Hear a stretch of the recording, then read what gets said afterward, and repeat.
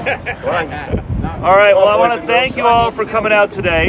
And I want to thank all of the labor leaders and representatives of Rhode Island workers who are here today. We're going to hear from a few in just a moment, but I know that we have, I'm going to forget somebody, so bear with me here, but I know we have representatives here from the firefighters, from Unite here, LIUNA, the IBEW, the carpenters, the American Federation of Teachers, AFSCME. Who am I missing? Painters. Leave the best for last. The painters and glazers. I want to thank all of these men and women for the work that they do day in, day out on behalf of Rhode Island's working people.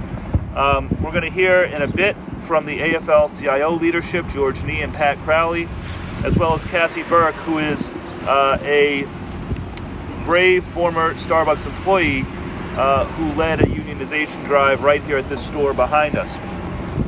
The right to form a union is one of the most fundamental rights for all workers in our country. When workers band together to collectively bargain, they're able to secure higher wages, better benefits, and better working conditions, not just for themselves, but for non-unionized workers as well. And that's how unions built the middle class in this country. In the 1950s, 1/3 of the workers in this country belonged to a union. Now it's only 10%. And at the same time that union membership has declined under attack from the special interests and their well-funded lobbyists, the compensation that workers have received in this country has remained stagnant while corporate profits have soared. Over the last 40 years, hourly compensation adjusted for inflation for the typical middle-wage worker has risen only 6%. 6% in 40 years. For low-wage workers, the average wage has gone down by 5%. At the same time, corporate profits have soared by nearly 100% adjusted for inflation, and high-wage workers' wages have risen by 40%. So as unions have come under attack from the powerful special interests, the middle class has been weakened, low-income workers are worse off, but CEOs, executives, and big corporations are at all-time highs. It's not fair. This is personal for me. My grandfather, Bob McTighe, was the son of Irish immigrants. He grew up poor in Worcester, Massachusetts during the Depression. When he got home from the war, he had no college education, nothing like that, but he was able to get a job at a company that made airplane parts called Wyman Gordon as a union steelworker. And with that job, he was able to buy a house. He was able to put 4 kids through school, and he was able to earn a ticket to a stable middle-class life. It was because he belonged to a union, because he and his co-workers had the right to choose to be a part of a union. And unfortunately, since that time, big corporations have become savvier and more effective at harassing workers out of forming unions. That is why I am an original co-sponsor this year of the bipartisan PRO Act in Congress. The PRO Act will rebuild the middle class, improve the lives of working people, and create an economy where everyone can succeed by making it easier for workers to form a union free of harassment. Among other things, the PRO Act will allow avenues for workers who receive retaliation for trying to form a union to make their case in front of the NLRB. That will allow workers to override the so-called right-to-work laws that prevent unions from collecting dues from the workers they represent.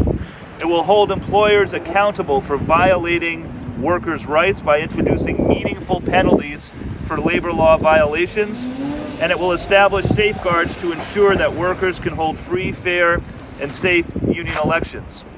Now, we are here at Starbucks because in recent years, the NLRB reports that more than 500 unfair labor practice charges have been filed against Starbucks over just the last 5 years. 500 unfair labor practice charges in just 5 years. Starbucks workers across the country have been fighting for their right to join a union and have been meeting a wall of harassment and opposition from the corporation.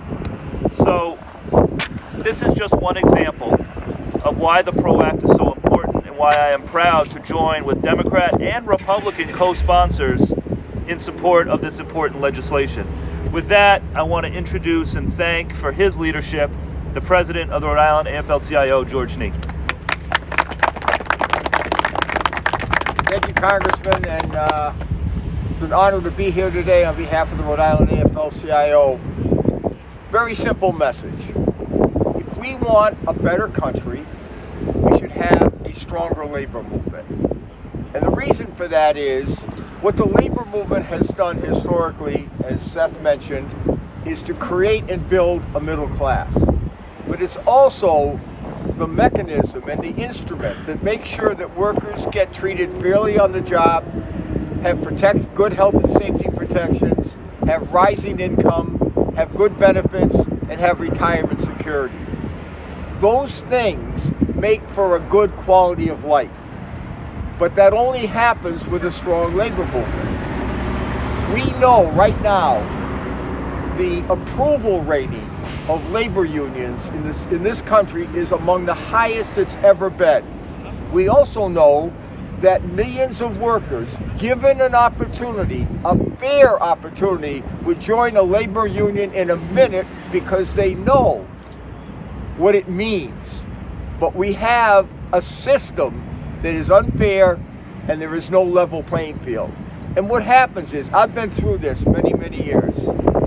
I started as an organizer and organized in a lot of different industries, the jewelry industry, the healthcare industry. The single biggest factor that changed the union organizing drive was a worker being fired, illegally fired. And it takes years, if longer than that, to get their job back. So the employers know we can break the law with impunity. We have to create a level playing field. If we do that, unions will grow and we'll have a better country. Thank you. I'd also like to invite up the Secretary Treasurer at the AFL-CIO, Pat Crowley. Thank you, Congressman. You know, I'm holding in my hand a copy of the United States Constitution. And corporations like Starbucks and their boss, Howard Schultz, want everyone to believe that this document doesn't apply when you walk through the doors of a Starbucks to go to work or into a classroom or through a factory gate. Well, I've got to tell you, I've been an organizer for 25 years, and I've seen the bosses pull every dirty trick in the book. They fire you, they threaten you, they try to insinuate that the union's going to take your money and not do anything for you. If that was the case, why would they fight so hard?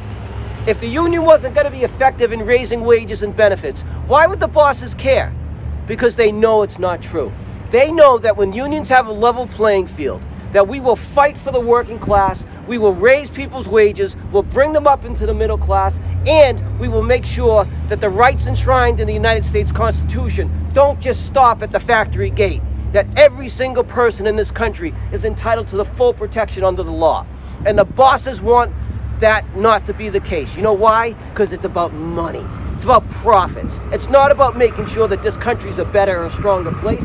It's the unions that fight for that. And that's why I'm so proud to stand here with Congressman Magazina to be a sponsor of the PRO Act, because we've got to get this law passed.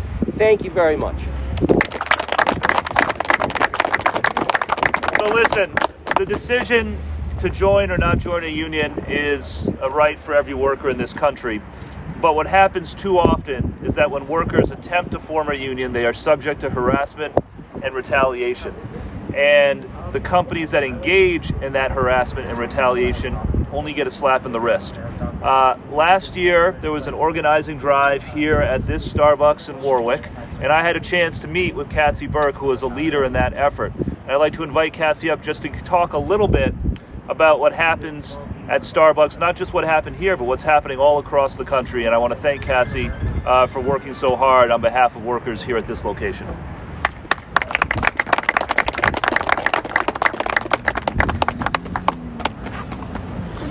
Thank you, everyone. My name is Cassie Burke, and I was one of the workers here at the Starbucks on Pace Boulevard in Warwick. I started the union drive effort here. We petitioned in April. My fellow Starbucks partners and I decided to organize in response to short staffing to the point where our store was closed for most morning hours. It was hurting our business and hurting our working environment. We needed proper staffing and we needed proper facilities to be upkept by corporate, which was not happening. We saw from the very beginning, this is at a few stores that already petitioned to unionize, successfully unionized, and we had seen the response from Starbucks. They were willing to fire people, they were willing to cut their hours until they were forced to quit, and they were able to just watch every move that you were doing, install new rules that weren't being enforced before to give excuses to fire pro-union workers. To me, unionization was always an act of self-defense, because if you can see very plain as day the way Starbucks has been treating the union workers, you know that you could be treated the same way in an instant if they feel it is profitable. There were times at my store where we had two partners, which is what Starbucks calls their employees, working the entire floor, meaning that they were cashing people out, making drinks, cooking food, everything.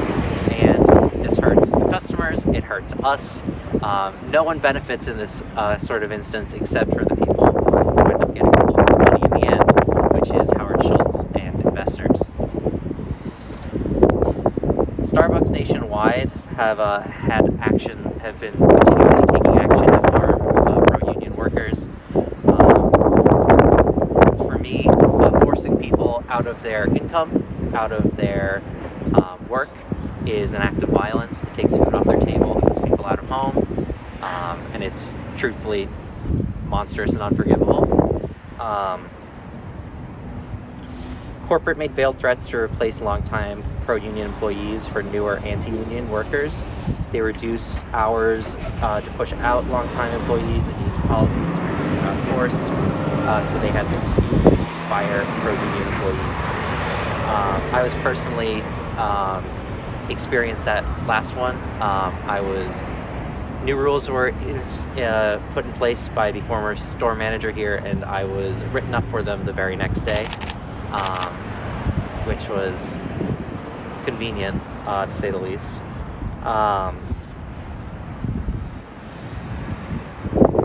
They put up signage in our break room asking workers to vote no, and promised vacation time and better benefits if the store did vote no. The recent installation of electronic tipping at Starbucks was actually withheld from stores that voted to create a union. With my store, management cornered workers in private to try and talk to them at the union alone without having people there to myth bust, really. Starbucks' pushback against unionization highlights the need for increased labor protection laws. The PRO Act will protect our right to form and join unions, and would make it harder for companies to interfere in workers' union elections, and they will give us better tools to hold companies accountable for their actions. To this day, Starbucks has yet to actually come to the bargaining table and make a contract with the Workers United team.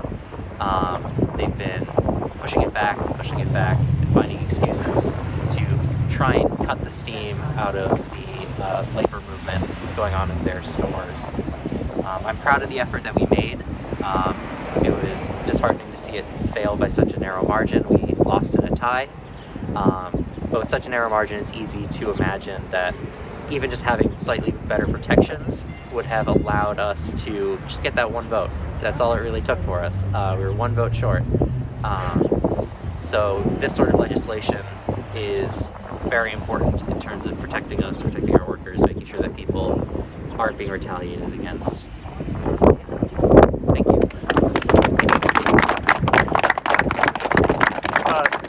Last thing I'll say, and then we'll open it up to questions, is it doesn't have to be like this. right? So here in Rhode Island, Seven Stars Bakery, which is a much smaller company than Starbucks, had a unionization drive last year. They didn't fight it. It was a successful vote, and they're now working with their union on their first contract. So if a much smaller Rhode Island company like Seven Stars can do it, then certainly a big multinational corporation like Starbucks can handle a unionized workforce as well. So with that, we'll pause and happy to take any questions. Where does it, is this an initial attempt to bring this up in Congress? Has this been done before? It's been done once before. It was originally introduced last session. It passed the House. It did not make it through the Senate. It has just been reintroduced in the House 2 weeks ago. I will note it's got not only well over 100 co-sponsors in the House, but bipartisan co-sponsorship. There are some Republicans on the bill in addition to Democrats, so we're going to keep pushing for it and make sure that people understand the importance of final passage. Why should this be a bipartisan issue? Why should why do both sides come together on this? Because unions built the middle class in this country, and it was the middle class that has made the United States the strongest nation in the world. So one would hope that there will be bipartisan support in allowing workers to form unions without retaliation. Listen, there's a lot of special interest money opposing this bill as well, and that's a reality that we have to face head on. But as George mentioned, the American people want this. Labor unions have the highest approval rating in history, and certainly much higher approval rating than Congress. So, I think members of Congress ought to listen to what the people want. Thanks. Anyone else?